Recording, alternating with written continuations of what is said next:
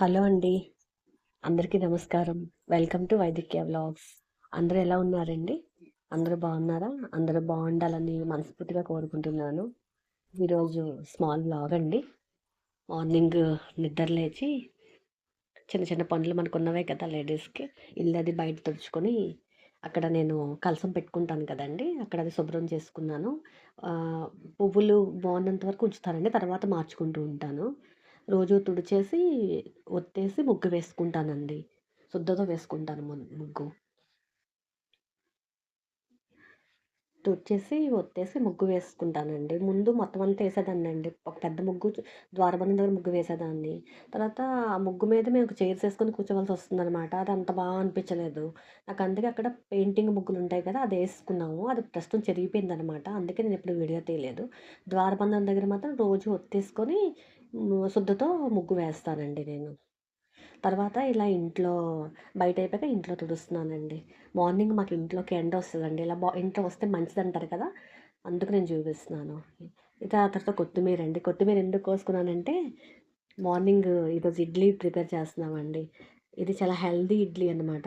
Carrot ముందు రోజు కోసుకున్నాను. కొత్తిమీర మాత్రం ఉదయం కోసానండి. మా మదర్ వేశారు. నేను కలుపుతున్నానండి. ఇదంతా వేసి ఒక్కోసారి క్యాప్సికమ్ కూడా యాడ్ చేస్తానండి. అన్నీ మొత్తం కలిపేసి ఇడ్లీ పెట్టేస్తానండి. మా మదర్ పెట్టారు ఈరోజు ఇడ్లీ. నేను ఈలోపు వెళ్ళి స్నానం చేసి రెడీ అయిపోయానండి. పూజ నేనే చేస్తానన్నమాట ఇంట్లో. అందుకోసమని ఈలోపు ఇడ్లీ అవుతూ ఉంటది కదా! నాకు పని అయిపోతుంది కదా! అందుకని మమ్మీ ఇలాగ మొత్తం అన్నీ కలిపేసి ఉంచేస్తే అమ్మ ఇడ్లీ పెట్టేశారండి. పెట్టేస్తే ఈలోపు స్నానం చేసి రెడీ అయిపోయి వచ్చి ఇలా దీపారాధన చేస్తున్నానండి. ఈరోజు శుక్రవారం గదా! అయినా ఈరోజు సుబ్రహ్మణ్య స్వామి పూజ కూడా ఒకటుంది. అందుకోసమని ముందు తొందరగా అయిపోతుంది కదా పూజని, ఇంక బద్ధకించకుండా తొందరగా లేచి కొంచెం ఇలా నెయ్యి దీపం పెడతానండి శుక్రవారం పూట. దీపం పెట్టి ఇది ప్రమిదిలో పెడతాను ప్రతి శుక్రవారం మాత్రం. శుక్రవారం, మంగళవారం ప్రమిదిలో పెడతాను. లక్ష్మీ దీపం, గజదీపం, గజలక్ష్మి దీపం పెడతాను. మొత్తం ఇటు అటు 2 దీపాలు పెట్టేసి, మామూలుగా చిన్న కుందొకటి, ఇటు అటు దీపాలు పెట్టేసి కొన్ని శ్లోకాలు ఈరోజు సుబ్రహ్మణ్య స్వామికి పూజ ఉందని సుబ్రహ్మణ్య అష్టకం అని, మహాలక్ష్మి అష్టకం మనం ఇంట్లో ఏవో చదువుతాం సుబ్రహ్మణ్య స్వామికి సంబంధించి, లక్ష్మీదేవికి కొన్ని సంబంధించి శ్లోకాలు అవన్నీ చదువుకున్నానండి. ఈలోపు నాకు టిఫిన్ కూడా ఇడ్లీ కూడా అయిపోతుంది కదా! అందులో ఈలోపు నాకు పూజ అయిపోతుంది. నేను బయటకొచ్చేలోపు పూజ అయ్యి బయటకొచ్చేలోపు టిఫిన్ కూడా మా మమ్మీ అది ఇడ్లీ అది బయటకి తీసేసారండి. పూజ అది కంప్లీట్ అయిపోయిందండి. హారతది ఇచ్చి నైవేద్యం అది పెట్టేసి నేను బయటకొచ్చాను.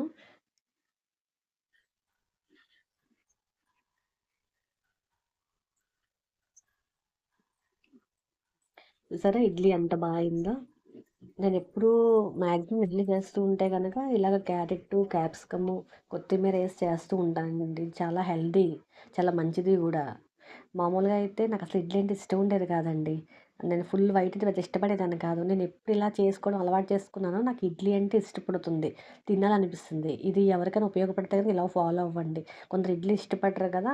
ఇలా చేసుకొని తింటే గనక కొంచెం మెత్తగా వస్తుంది. తినాలని కూడా అనిపిస్తుందండి. చాలా మంచిది. హెల్తీ గూడా. ఈరోజు మరింక మధ్యాహ్నం లంచ్ చేశాను గానీ అది వీడియో తీయలేదండి. ఒక రెసిపీ తయారు చేశాను. అది వస్తే నెక్స్ట్ టైమ్ చేద్దాం అనుకున్నాననమాట. చూసారండి ఈ ఐటెము. ఇది బావుంది కదా! నేను ఇది మీషోలో ఆర్డర్ ఇచ్చానండి. ఎందుకంటే నాకు పూజలకి అది కొంచెం అవసరం అవుతుంది. ద్వారబంధం దగ్గర పసుపు, ఇవి కుంకుమ రాసినప్పుడు అన్నీ ఒక ప్లేట్ మీద ఏసుకుంటే అంటుకుపోవడం అలా అవుతున్నాయనమాట. పసుపు, కుంకుమ కలిసిపోవడం అలా అయిపోతుంది. ఇదైతే బావుంది. వేరు వేరుగా ఏసుకోవచ్చు.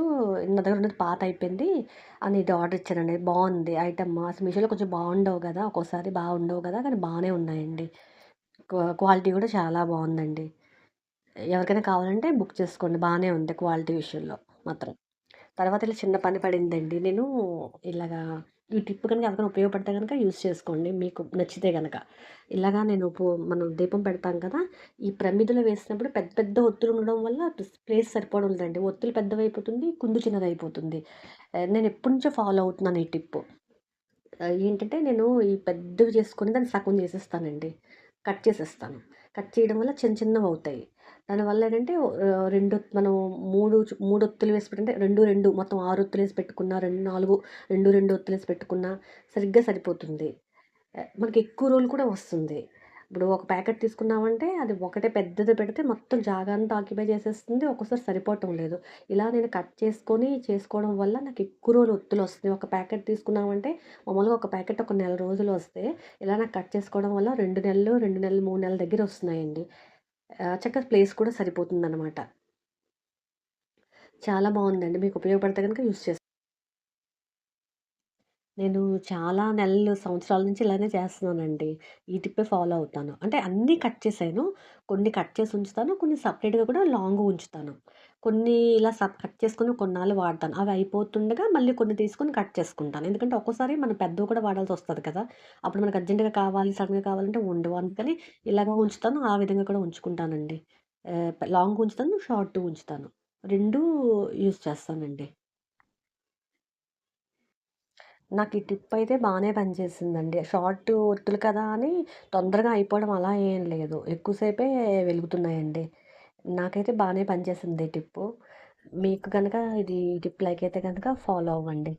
ఇదేనండి ఈ రోజుకి video. Thank you for watching అండి. బాయ్ అండి.